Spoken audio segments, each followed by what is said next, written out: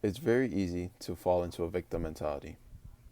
You probably had a bad week or a few bad days in a row or a few failures in a row, and now you believe that life sucks and you can no longer succeed.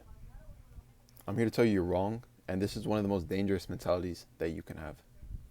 Before I tell you why, I want you to think of somebody around you who just complains all the time. No matter when you talk to them or what time of year, they always have something to complain about. Now, I want you to imagine you being in their life, like you living a day in their life. It probably wouldn't be good. It wouldn't be a good day because all they experience and all the experiences that they told you about are negative and just complaints and complaints. So when you have a victim mentality and you believe that life is out to get you, so to speak, you're going to start noticing things more and more that put your life in a negative light. Things that otherwise, if you had a positive mindset, would have just slid under the radar and you would have kept going about your day and you would have had a good day. You would notice these bad things that happen to you and you would just hyperfixate on them all day.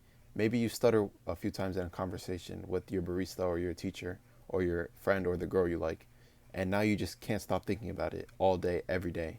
You just keep reliving that moment, that bad day that you had.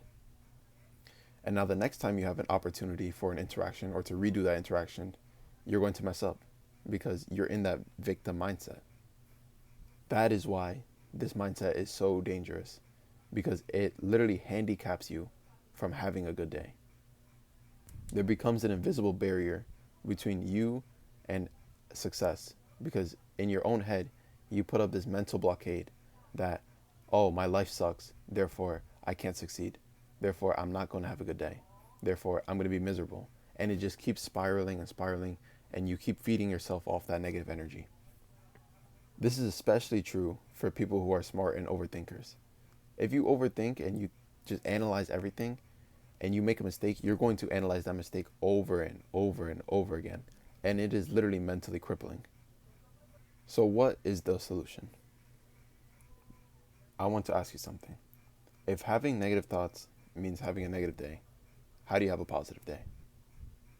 I know the answer seems so excruciatingly simple. Have positive thoughts. That's the solution to a victim mentality. It's just to have positive thoughts. I know it sounds so simple and so idiotic, but it's so true. If you have positive thoughts, then you will have a positive day. If you read the book 1984, then you know that Orwell talks about a concept of eliminating thoughts from the people, and they can no longer think of that. If you eliminate negativity and just bad days in general from your mind, from your mentality, is it possible to have a bad day?